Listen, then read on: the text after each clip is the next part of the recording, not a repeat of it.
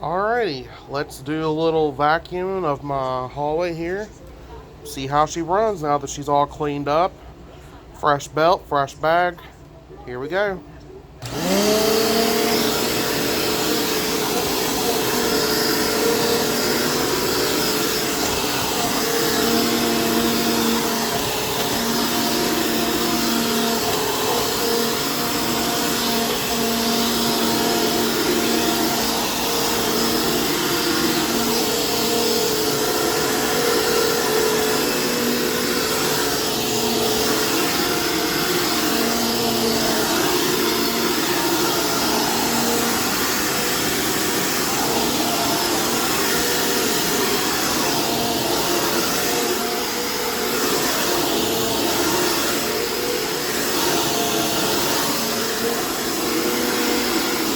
This thing has got a ton of airflow.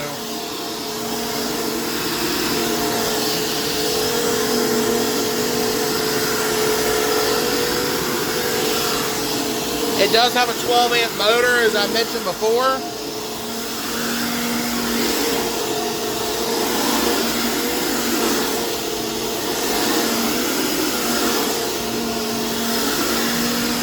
And it does have a headlight.